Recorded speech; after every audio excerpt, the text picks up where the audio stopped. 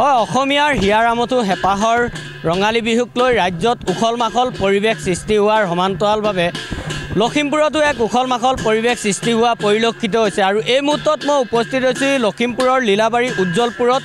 আৰু উজ্জ্বলপুৰৰ যুৱ সংঘৰ সৌজন্যত ৩৬তম ৰঙালী বিহু সন্মিলন অনুষ্ঠিত হৈছে এদিনীয়া কাৰ্যসূচীৰে।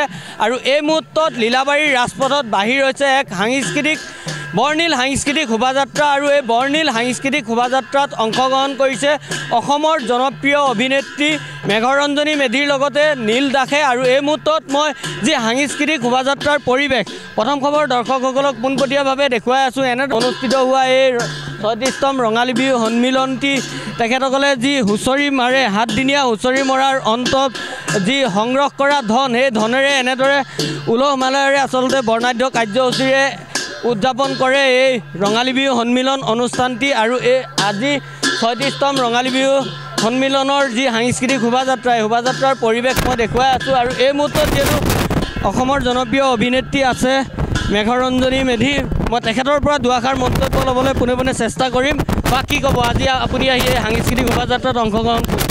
আজি উজ্জ্বলপুৰ ৰঙালী বিহু সৌজন্যত এই সুন্দৰ শোভাযাত্ৰাৰ আয়োজন কৰা হৈছে, য'ত মোক আৰু মোৰ স্বামী নীল দাস আমাক দুজনকে এই শোভাযাত্ৰাৰ অংশীদাৰ কৰাৰ বাবে তেওঁলোকক ধন্যবাদ জনাইছোঁ। শোভাযাত্ৰাত অংশগ্ৰহণ কৰি বিৰাটেই ভাল লাগে, কাৰণ অসমৰ আমাৰ সাংস্কৃতিক দিশৰ বিভিন্ন জনগোষ্ঠী বিহুৰ পৰা আদি কৰি সকলোৱে একেলগে এটা যাত্ৰাত এক গতিত আমি এটা কিবা ভাল দিশৰ পিনে আগবাঢ়ি যাওঁ। গতিকে এই এনেধৰণৰ শোভাযাত্ৰাত অংশগ্ৰহণ কৰি সঁচাকৈ খুব ভাল লাগিছে। আৰু এই বিহুখনৰ মই ভৱিষ্যত খুব উজ্জ্বল হওক, মই তাৰে কামনা কৰিছোঁ আৰু সকলোকে বিহুৰ শুভেচ্ছা জনাইছোঁ। ধন্যবাদ জ্ঞাপন কৰিছোঁ। মোৰ সৈতে নীল দাস আছে। কি ক'ব, আজি এই যি সাংস্কৃতিক শোভাযাত্ৰাত দুয়ো স্বামী স্ত্ৰী অংশগ্ৰহণ কৰিছে? হয়, প্ৰথমেতো সমূহ আপোনালোকৰ চেনেলৰ জৰিয়তে সমূহ অসমবাসীক বিহুৰ শুভেচ্ছা জনাইছোঁ।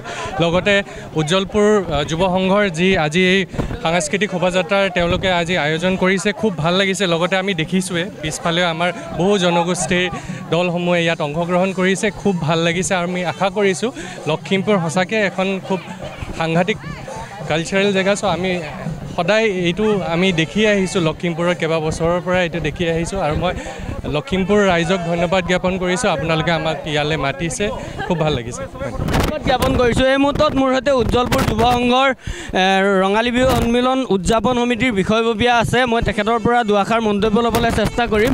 কি ক'ব, বৰ্ণাঢ্য এদিনীয়া কাৰ্যসূচীৰে অনুষ্ঠিত কৰা হৈছে ৰঙালী বিহু সন্মিলন? পোনপ্ৰথমে উজ্জ্বলপুৰ যুৱ সংঘৰ তৰফৰ পৰা সমূহ অসমবাসী ৰাইজলৈ নৱবৰ্ষৰ ওলগ যাচিলোঁ। আমি ক'ব গ'লে আমি উজ্জ্বলপুৰ যুৱ সংঘৰে প্ৰতি বছৰে এবাৰ আমি ৩৬ সংখ্যক ৰঙালী বিহু সন্মিলন আমি উদযাপন কৰি আছোঁ। গতিকে আমি এই উদযাপন কৰিছোঁ মাথো আমাৰ গাঁৱৰ আমি ডেকা গাভৰুসকলে, আমাৰ সম্পূৰ্ণ গাঁৱত ১৩০ ঘৰ মানুহ আছে। সেই ১৩০ ঘৰ মানুহৰ আমি হুঁচৰি জুৰি আজি এই বিহুখন আমি উদযাপন কৰিছোঁ। আমি প্ৰতি বছৰে এইদৰে উদযাপন কৰিছোঁ। আমি কোনো ধৰণৰ চৰকাৰী সাহায্যলৈ বিহু পতা নাই। আমি ডেকা গাভৰুৱে ফূৰ্তি কৰি যি অসমীয়া সংস্কৃতি, আমি সেই হুঁচৰিটোক ধৰি ৰাখি সকলোৱে আনন্দ মনেৰে আজি এইটো আমি উল্লাস হিচাপে গোটেই সমূহ ৰাইজ ওলাইছে। আপোনালোকে দেখা পাইছে ইয়াত আমাৰ ককা আইতা সকলো ওলাই আহিছে আজি দিনটোৰ কাৰণে। এই দিনটো আমি গাঁৱত এনেকুৱা এটা পৰিৱেশ সৃষ্টি কৰিবৰ কাৰণে আমি সমূহ ডেকা গাভৰুসকলে কষ্ট কৰি হুঁচৰি মাৰি আমি আজি সাংস্কৃতিক শোভাযাত্ৰা আমি অংশগ্ৰহণ কৰিছোঁ। অংশগ্ৰহণ কৰিছে আমাৰ এই জনপ্ৰিয় অভিনেত্ৰী মেঘৰঞ্জনী বাইদেউ, আমাৰ নীল দা। আৰু ৰাতিলৈ আমাৰ সাংস্কৃতিক সন্ধিয়া আছে। সাংস্কৃতিক সন্ধিয়াটো আমাৰ অংশগ্ৰহণ কৰিব আমাৰ শিৱসাগৰ প্লাৱন ভূঞা ডাঙৰীয়াই। এইদৰে আমাৰ সকলো আজি কাৰ্যসূচীসমূহ চলি গৈ থাকিব। মোৰ সৈতে আন এজন বিষয়ববীয়া আছে। কি ক'বা?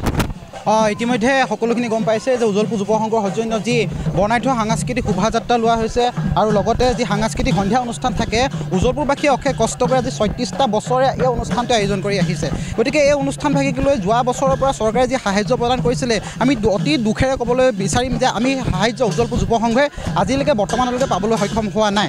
আমি কেৱল হুঁচৰিটোৰ ওপৰতে মূল ভৰসা কৰি আমি এই বিহুখন আয়োজন কৰোঁ। আৰু ইয়াত সকলোৱে আমাৰ গাঁওখনৰ তথা ওচৰ চুবুৰীয়া ওচৰৰ গাঁওসমূহৰ সকলো যুৱক যুৱতী, বৃদ্ধ আই মাতৃ সকলোৱে সহযোগিতা কৰে। আজি আপোনালোকে দেখিছে আমাৰ ইয়াত বহুত লোক ইয়াত সমবেত হৈছে। বিভিন্ন জনগোষ্ঠী, হাজং জনগোষ্ঠীয়ে হওক, বড়ো জনগোষ্ঠীয়ে হওক, জিলাখনৰ বিভিন্ন স্থানৰ পৰা লোকসকল আহি আজি আমাৰ মাজত উপস্থিত হৈছে। গতিকে আমি ইয়াৰ জৰিয়তে আমাৰ উজ্জ্বলপুৰ যুৱ সংঘৰ তৰফৰ পৰা অসমীয়া যি সংস্কৃতি আছে, এই সংস্কৃতিৰ যি দোলডালক আমি কটকটীয়া কৰি ৰাখিবলৈ প্ৰয়াস কৰিছোঁ। ইয়াত কেৱল আমি এজন শিল্পীক আনিয়ে কেৱল নিশা গান গোৱা কথাটোকে ভবা নাই। আমি আমাৰ যি সংস্কৃতিক আছে, আমি টকা প্ৰতিযোগিতাই হওক, টকা বিহু প্ৰতিযোগিতাই হওক সৰু বিহুৱতী মৌ কুঁৱৰী বৰ বিহুৱতী এই সকলোখিনিৰ লগতে যি আমাৰ অসমীয়া থলুৱা যিসমূহ খেল ধেমালি আছে সেই খেল ধেমালিসমূহকো আমি জীয়াই ৰাখিবৰ কাৰণে ক্ৰীড়া প্ৰতিযোগিতা তথা ভেকচন প্ৰতিযোগিতা ৰাখিছোঁ গতিকে আমি আপোনালোকৰ চেনেলৰ জৰিয়তে আজি সকলোলৈকে যে ৰঙালী বিহু ওলগ জনাইছোঁ আৰু অসমৰ প্ৰত্যেকখন বিহু কমিটিয়ে হওক বা প্ৰত্যেকটি সংঘই হওক এনেদৰে অসমীয়া যি আমঠু বিহুটোক জীয়াই ৰাখিবৰ কাৰণে আমি আহ্বান জনাইছোঁ আপোনাৰ চেনেলৰ জৰিয়তে ধন্যবাদ জ্ঞাপন কৰিছোঁ মোৰ সৈতে শেষত আন এজন আছে কি আমি প্ৰথম খবৰলৈ ধন্যবাদ জ্ঞাপন কৰিছোঁ কাৰণ তেওঁলোক আহি আজি আমাৰ যি উজলপুৰৰ বিহু এখন গাঁৱৰ বিহু ইমান ধুনীয়াকৈ প্ৰচাৰ কৰিছে তাৰ কাৰণে ধন্যবাদ জ্ঞাপন কৰিছোঁ আমি আপোনালোকে গম পাইছে আমি 36 সংখ্যক যে আমাৰ খুৰা আমাৰ দেউতাসকলে যি ষ্টাৰ্ট কৰিছিল সেয়া আমি তাৰ ধাৰাবাহিকতা আমি বজাই ৰাখিছোঁ আমাৰ সকলো গাঁৱৰ